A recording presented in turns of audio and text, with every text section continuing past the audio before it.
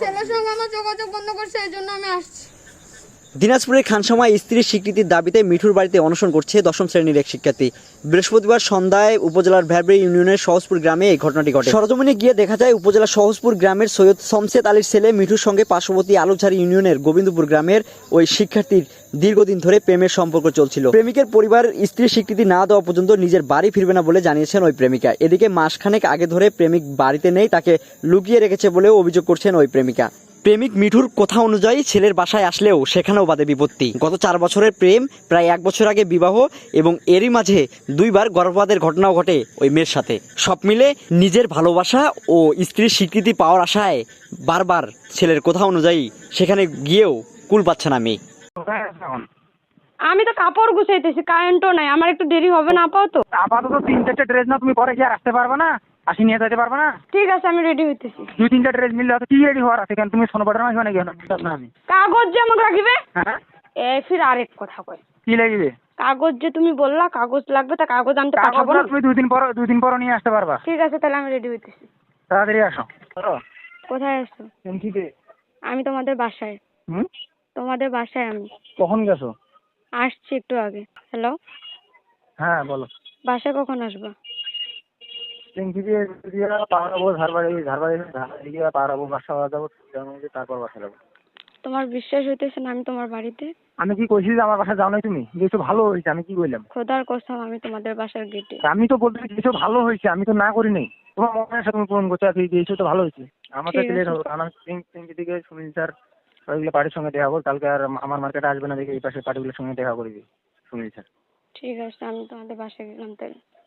হ্যাঁ, আসি এইখানে। ওরা আমার সঙ্গে একটার পর একটা জেরা কি করতেছে। করতেছে? জেরা করতেছে। কি করতেছে এরা? তোমার মা কিনা যায় না, আমি বাসার ওইখানে গেছে, আমাকে বের করে দরজা লাগাই। আমাকে তো ফোন দিছে অলরেডি, বাবা কথা বাড়িতে আসবি না। হ্যালো, হ্যাঁ, কি বললাম? আমার ফোন দিয়ে বলছে তোর বাড়ি আসি না, তোর বাড়ি তোর বন্ধ।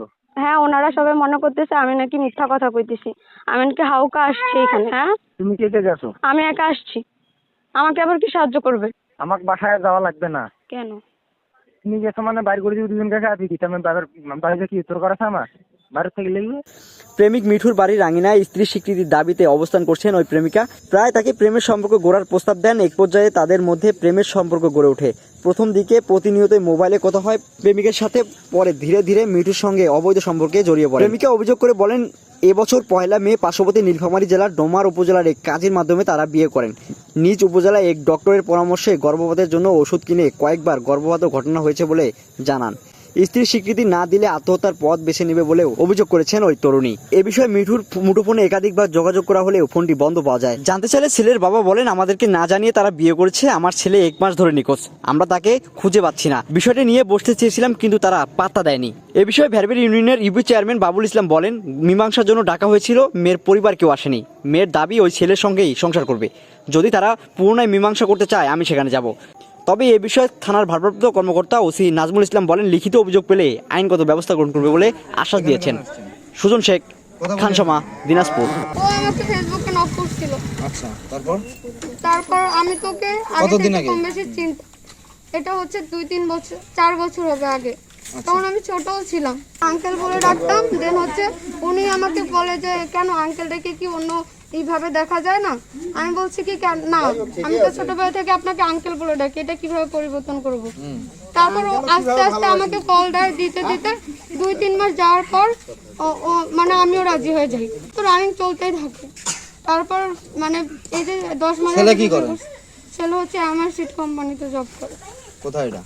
ডোমারে, মানে এইখান থেকেই কোম্পানির চাকরি করে, কিন্তু ডোমারে অফিস। তো আমাকে এমনকি ফোন নাম্বারও মানে ম্যানেজ করে মানে আমার কাছ থেকে নিচ্ছিল ফেসবুক থেকে।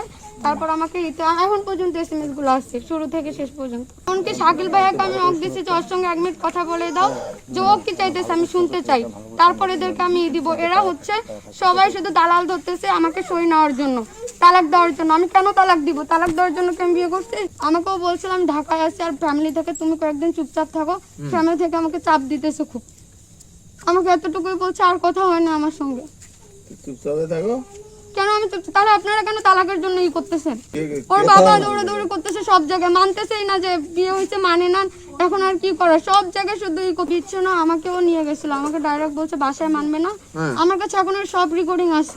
আমাকে ডাইরেক্ট বলছে শোনো বাসায় মানতেছে না, কবে মানে মানুষ, আমি বিয়ে করছি, আমি তোমাকে নিয়ে যাব, যেখানে নিয়ে যাব গাছতলায় যদি নিয়ে যাই ওইখানে এখন তোমাকে থাকতে হবে। আচ্ছা আমি বাসার কথা অমান্য করে তারপর ওর সঙ্গে চলে গেছে। তারপর ওর ফুফাতো বোনে বীরগঞ্জের মানে বাসা ভাড়া নিয়ে, মানে ওদের বাসায় হয়তো ওখানে নিয়ে গেছে। না আপনি তো করে ফেলছো, ওরা বিষয়টা মানিয়ে নেবে, তোমাকে পারিবারিক দিক দিয়ে নিয়ে আসা হবে। আমাকে এমন ভাবে বলছে, আমি এটাই বিশ্বাস করি। তারপরের দিন সকালে কথা হয়েছে মেসেঞ্জারে কথা হয়েছে। তারপর আমি বললাম কি হয়েছে বললা না তো, সে বাবারা ঝামেলা করতেছে, মানতেছে না। কালকে আমাকে অনেক হুমকি টুমকিও দিচ্ছে, আমাকেও ডাইরেক্ট বলছে। আমি বলতেছি কি ব্যাপার, ফুফাতো হলে আমাদের মিথ্যা কথা কেন বলে আলাদা করলো, ছেলে কেন গার্জেন ছাড়া আমাকে নিয়ে গিয়ে বিয়ে করছে। তো তুমিও শয়তান, ও শয়তান, দুইজনে তোমার শয়তান। এই শয়তানের শয়তান বিয়ে করতেন, শয়তান শয়তান ঢাকা দিয়ে থাকো। আমি মাসুদ ভাইয়ের সঙ্গে আমার ফেসবুকে অ্যাড ছিল, ও আমাকে জিজ্ঞেস করছিল আপনাদের সম্পর্ক, ভাইয়ার জন্য তো মেয়ে খুঁজতেছে, আপনার সঙ্গে কি কোনো সম্পর্ক আছে ভাইয়ার?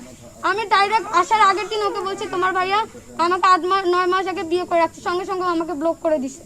ব্যাগে এটা হচ্ছে আমার কাবির নামার রিং।